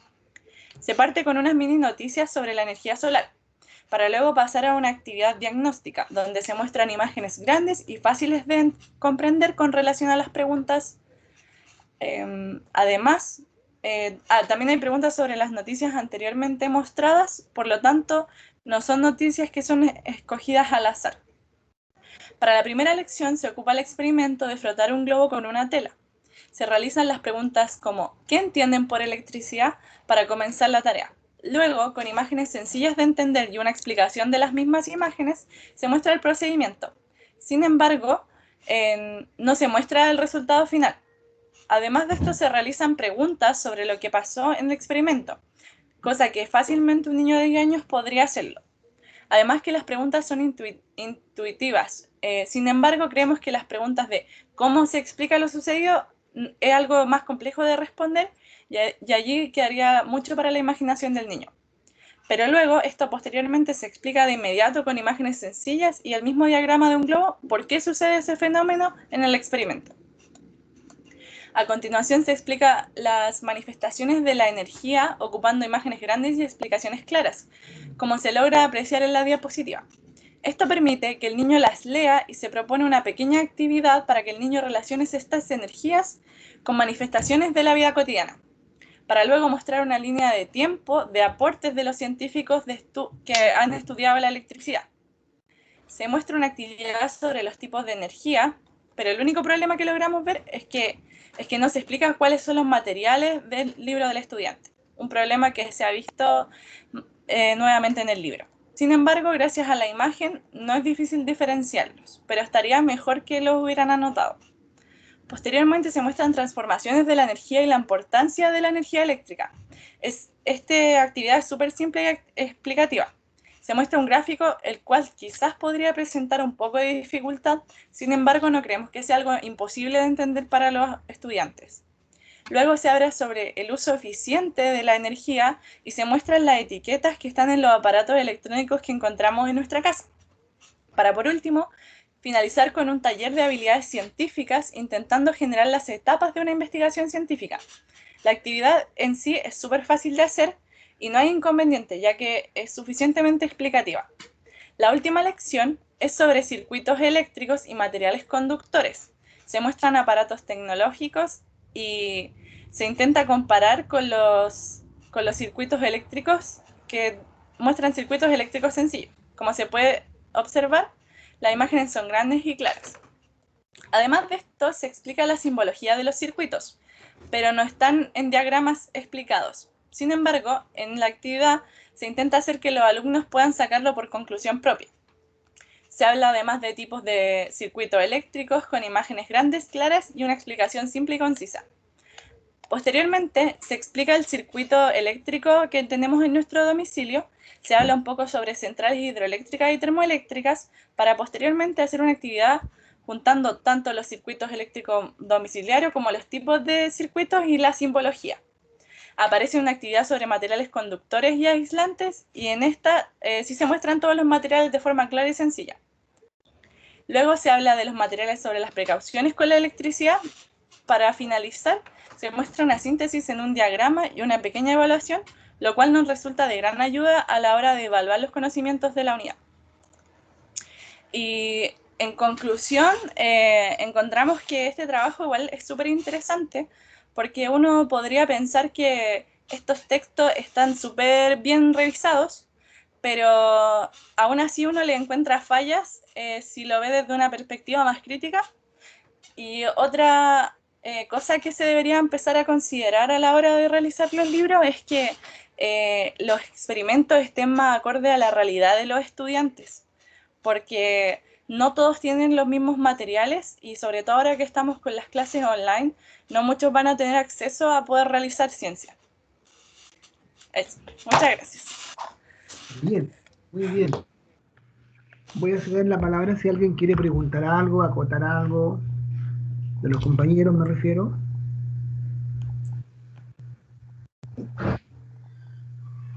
¿No? Bueno, deciré que no. Voy a hacer entonces una crítica general al trabajo que compré. Primero, bien, los aplaudo, me gusta que hayan aparecido en cámara, excelente. Así que se copie todo el resto de la gente, todos van a aparecer porque es bueno. Es bueno porque es nuestro deber, ¿cierto? Nadie nos asegura que no vayamos a estar de aquí a un tiempo más con algo similar. Por lo tanto, hay que mostrarse porque somos personajes públicos, nos guste o no nos guste. Así que muy bien, y así los estoy conociendo de a poco. Que llevamos un año y recién les veo las caritas. Así que me alegro mucho. En segundo término, buen trabajo, chicas, joven. Buena crítica le han hecho. Me gusta la crítica final que hicieron. Esa era como la idea. Ya fueron unidad por unidad trabajándolo. Fueron, no sé, anoté, por ejemplo, que se hizo una buena alusión a la relación de las imágenes, a cómo se tocaban los gráficos. Toparon también, ¿cierto? O resaltaron cómo estaban las propuestas de trabajos prácticos. La viabilidad, como les dije, de que esto fuese hecho también es importante. Y mi pregunta, me gustó el trabajo en general, solo que eché en falta la alusión, alguien delante lo comentó, a la historia de la ciencia. A eso y lo otro que eché en falta, también les pregunté si había alusión al origen de las palabras, esas dos cosas. A lo mejor no lo vieron, lo olvidaron. Bueno, se me olvidó, pero por lo que recuerdo, alusión a como el origen de las palabras no aparecía nada, según recuerdo yo. Etimología, ¿sí? Sí, a la etimología no aparecía nada. No había tanta historia de profe tampoco. Lo que sí había y que encontré que era importante es que habían noticias sobre científicos de Sí. nuestro propio país. Eso había más que Eso era la como historia. lo único. De hecho, hay una pura página donde se muestra historia que creo que está en unidad 4, relacionada con la invención, o sea, el descubrimiento de la electricidad y el aporte. Creo que esa es la única parte de historia. Sin embargo, en todo el inicio de las Sí. unidades habían dos noticias, de las cuales la primera noticia eran como de personas científicas de Chile y la segunda noticia Ya eran como de centro de investigación. Ya, pues eso que tenían que haber resaltado un poco, ¿ves? Se les escapó. Bien, ahora... O sea, en menos 2 unidades creo que se desarrolló un poco más sobre esa página. Yo me acuerdo que yo dije, a mí me tocó la de vida saludable y se hablaba sobre la detección del virus. Eso habla sobre un poco de ciencia y también contextualiza un poco a los niños. Perfecto. Claro, en la unidad 1 también pasa lo mismo. Había un profesor que era profesor de un colegio municipal y él estaba haciendo experimentos y también estaba aportando con el cuidado del agua. Y lo otro es el programa que tiene Chile para el cuidado de las aguas, que tampoco está muy bien desarrollado porque aún es un poco bajo el nivel en cuanto al cuidado del agua, pero es lo que se está trabajando y les enseñan a los niños qué es lo que se está trabajando y también cómo. Eso es como la iniciación de la unidad 1 al menos.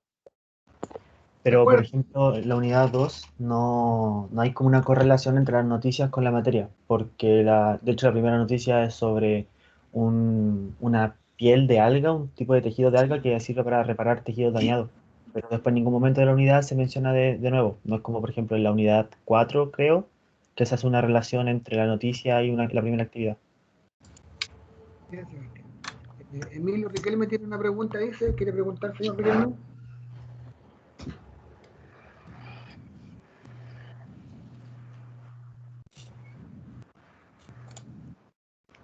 Luego Emilio está por ahí, dice que tengo una pregunta. ¿Quiere preguntar, señor?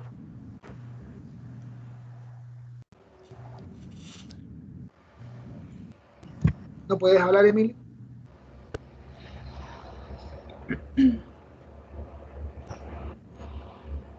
¿No puede hablar? Lo escribió Sí, por ya, yo mensaje. le leí la pregunta. Ya Bueno, le, dale. le leí la pregunta. Dice, también vi el libro de quinto básico y leí el currículum y quería preguntarles que si según ellos se ve todo el currículum anual, es que no en todas las escuelas se ve de la misma manera, depende si es escuela pública o privada. Sí, en eso tiene razón, porque las escuelas privadas, ellos deciden si trabajar con ese libro o no. Sí. En cambio, las escuelas públicas están obligadas a trabajar con el libro y al menos hacen que los profesores implementen, aunque sea un poco, el libro. Porque en las escuelas privadas o subvencionadas no se usa mucho el libro. Por ejemplo, yo estaba en una escuela subvencionada y el libro no lo usábamos en todo el año. O sea, Yo no se igual, usaba. o sea, casi No se usaba. en alguna Y nomás. en cambio, cuando yo estaba en la básica, en un liceo en un colegio público, el libro era una herramienta fundamental dentro del aprendizaje. Como que el profesor se basaba solamente en el libro. Pero ahí igual depende de cada colegio, porque a lo mejor puede también haber un colegio municipal que no ocupe el libro, entonces ya depende de ellos si ven todo el currículum anual. Pero deberían verlo todo. En realidad deberían ver porque es el currículum general de la educación para la ciencia y va dividido en diferentes niveles. Pero yo tengo un caso, por ejemplo, que yo conozco un colegio que es particular subvencionado y ellos no ocupan libros que da el Ministerio de Educación y ocupan los aptos, que son libros que se tienen que comprar. Entonces, pero a veces la información es la misma, pero a veces se le enseña una unidad antes, otra después y van al revés. Pero en realidad a veces el currículum sigue siendo el mismo, solo que se enseña de otra manera con informaciones relevantes de otras maneras. De distinto orden, sí. De acuerdo. Bien, chicas, bien, Sebastián, me alegro mucho. En mi experiencia, el uso del libro depende del profe, dice la María Valencia. Es Sí, verdad. depende del profesor. Pero ocurre que si tú, por ejemplo, estás en colegio particular y se pide el libro, tú tienes que trabajarlo porque después te lo enrostran en la cara. Usted pide el libro y no lo usa, te dice. Sí, porque igual es verdad lo que igual dice María, porque igual yo tenía, no sé, un profesor de historia en segundo medio que a ellos le hacían usar el libro, pero el profe no lo hacía porque no le gustaba. Pero, por ejemplo, mi profesora que tuve en tercero y cuarto medio en historia usaba el libro todas las clases. Entonces, igual, aunque el colegio lo obligue, igual depende un poco del profesor. Es que igual en mi experiencia, en un colegio semi-privado, por así decirlo, ellos compraban un libro que era propiedad del colegio. Y teníamos libros privados, ¿sí? Que no usábamos nunca. Pasaban nuevitos el próximo año y otros que la profesora, no, es que tenemos el libro y hay que aprovecharlo. Y lo mismo pasaba en mi experiencia con el colegio público. Había profesores que lo pasaban y otros literalmente dijo que podíamos guardarlo en la casa o podíamos o no pedirlo porque simplemente no lo íbamos a usar durante el año. Entonces igual depende del profe. Exactamente. Bien, chiquillos, y lo último que yo quería preguntar, ¿no les parece que está un poquito recargado para una parte de las ciencias naturales en el programa de quinto? ¿O está bien distribuido? O sea, está bien distribuido, pero igual, a mi parecer al menos, igual hablas mucho más de biología que, por ejemplo, de química. Claro, si imagínate los tres sistemas, ya el circulatorio, el digestivo ¿cuál es el otro sistema que sale? Respiratorio. Mostrar Son pesadísimos por los tres, imagínate. De química solamente el agua y de física he hecho una miradita a la energía y electricidad. Sí. Ahora, sí, está Pero demasiado siempre pasa sobrecargado lo de mismo, biología. siempre se recalca biología. Más biología. Pero eso igual depende del profe, porque se nota cuando te hacen ciencias naturales, se nota a veces cuál es la especialidad del profe, porque el profe siempre trata de recalcar la especialidad que él estudió. Por ejemplo, la mía en la básica era de física, y ella siempre nos recalcaba más la física que la otra ciencias. ya, pues, y piensen en el futuro de aquí a 3 años más cuando estén haciendo clase o 4. Tú, por ejemplo, no sé, si eres profesora de biología, por ejemplo, no sé qué especialidad vas a tomar, o de química, y te va a tocar, no sé qué, supón que seas profesor de física o de biología o de química, y tienes que hacer clase en el quinto básico, se encuentran preparados para asumir todos estos contenidos con propiedad. A lo mejor hasta el minuto, no sé si se creerán preparados, pero creen que los vamos a preparar lo suficiente como para que después con propiedad yo me pare en el quinto básico y hable, siendo profesor de física, del sistema circulatorio, o hable del sistema respiratorio, o bien soy profesor de biología, estoy en quinto básico, en el quinto, voy a poder hablar de los circuitos eléctricos, todo ese tipo de cosas, con propiedad, ¿creen ustedes? Eso creo que me digan para que concluyamos. Es que uno tiene que, bueno, si a ti te lo piden, aunque seas de otra especialidad, por así decir, igual tienes que enseñarlo de igual manera, no podéis dejar a un niño carente de algunos contenidos solamente porque tú tenías otra especialidad o otra mención. Bueno, y además que nosotros somos profesores de ciencias, la convención, entonces deberíamos estar capacitados para explicar las 3 materias. Claro, explicar las 3 materias que, por ejemplo, se pasan en quinto básico, que es el currículum que nosotros leímos. La universidad nos tiene que capacitar para nosotros poder explicar esos contenidos para el niño carente, como decía mi compañera, de sus propios contenidos, que son los principales que ellos deben abordar. Sí. Yo siento que igual nos han preparado bien hasta ahora, hemos visto por lo menos casi todo eso, de hecho hemos visto todos los temas que están en el libro, entonces no debería ser un problema. Bien, me parece excelente, yo también estoy de acuerdo con que por lo menos, independiente de la mención que tomemos, deberíamos y vamos a estar preparados, no les quepa duda, para poder enfrentar con propiedad, por lo menos del quinto al octavo. Ahora, si tú eres profesora de biología y te van a mandar a hacer clases de física en cuarto medio, ahí yo pongo mi reparo, es otra cosa. Pasa en todo caso, no te quepa duda que pasa, pero ahí pongo un reparo, yo tengo mi reparo. Yo no sé cómo un profesor de biología, con mención biología, hace una clase de física en cuarto medio. No sé, a lo mejor aprenderán, menos, pero no sé. Es una cuestión para la reflexión y para que la piensen, chicas y jóvenes, ustedes que son futuros colegas. Es que ahí, a mi parecer, ya si es tercero y cuarto medio, y ahí yo creo que no te deberían mandar, siendo que tú sabes lo básico sobre, por ejemplo, física, no vayas a saber la especialidad. Pero no te lo que mayoritariamente se pasa en tercero y cuarto medio es la especialidad que te enseñan a ti cuando tú eliges la mención. Te va a pasar, no te quepa duda, ¿sabes por qué? Yo tengo un estudio hace poquito de las 5 últimas promociones, desde el 2014 al 2018, le hicimos una encuesta en seguimiento a todos nuestros egresados, y del total de egresados, el 70% no respondió la encuesta, y me encontré en ese resultado de esa investigación que la mitad de nuestros egresados está haciendo su mención y las otras 2. ¿Entiendes? Y los más invasivos son los de biología. Los profes de biología hacen de todo. Fíjate. ¿Por qué? Porque el de física, como es tan escaso, el que saca la mención física, un aviso que les pego, yo soy profesor de química en todo caso, no mi mención, pero tienen la pega asegurada porque sale y no le falta dónde hacer clases.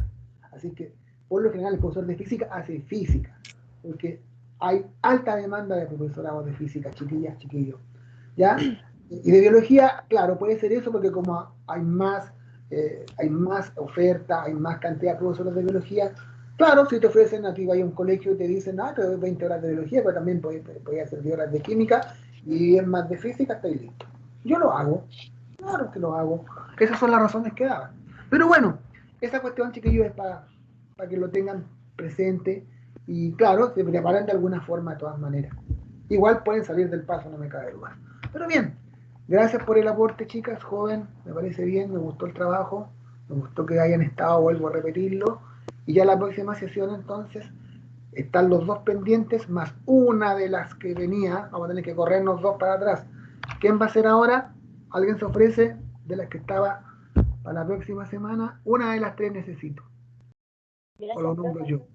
¿Ah? Gracias. Gracias a ustedes, Poleta, Catalina, Francisca y Sebastián. ¿Quién de los que estaba presente, de los que les corresponde para ese día?